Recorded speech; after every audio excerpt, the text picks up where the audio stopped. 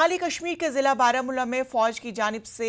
انجام دیے گئے اوڈی آپریشن کے دوران گرفتار کیے گئے پاکستانی ملیٹنٹ کو فوج نے میڈیا کے سامنے پیش کیا۔ اس دوران اس نے یہ بات تسلیم کی کہ وہ پاکستان کا رہنے والا ہے اور پاکستان میں اسے دہشت گردی کی تربیت دی گئی تھی۔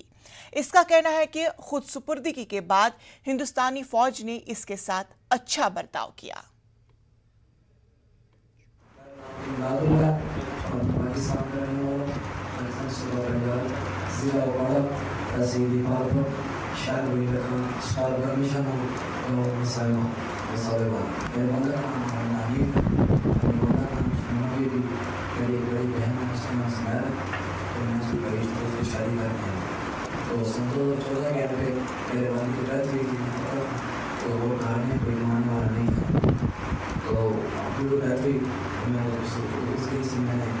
شروع کیا تو میں سیاح کو چلا گیا فیکٹری میں اپنا میلے کا پہ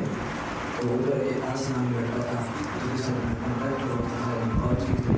تو اس کو سب وہ لشکر طلبا کے لیے 22 سال کے لڑکے کا کام کرتا تھا تو مجھے وجہ نہیں پتا تھا تو اس نے ایسا کہا کہ کوئی ایسا ضرورت تھی اس ایسے بھی 20,000 روپیہ دیا اور مجھے بولا کہ جہاں پہ لے جا اس نے مجھے 20,000 روپیہ دیا 20,000 روپیہ میں گھر بھیج دیا۔ ہم چاروں کو پاور کشمیر میں آنے کا گیا تھا تو ہم نے تو پیار کیا روٹ پیار کر رہے ہیں ہم نے روٹ پیار کیا اور روٹ پیار کرنے کے بعد ہمیں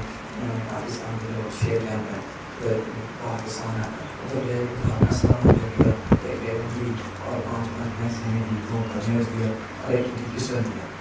ہم نے سامان لیا راشن دیا کھانے پینے کا 8 مہینے کا سامان تھا۔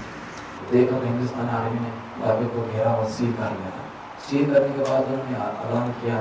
جو پڑا تھا انہوں نے اعلان کیا کلب کرا کہ آپ کو ہمارے والے کر دو ہم آپ کو کچھ نہیں دیں یقین تھا ہمیں لڑائی میں لیکن جو میرے ساتھ انس بھائی تھا وہ پرانا بندہ تھا اس نے فائر کر دیا مارا دیا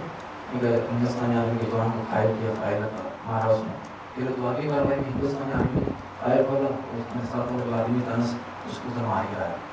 اعلان کیا تو ہندوستانی آرمی نے سرنڈر کیا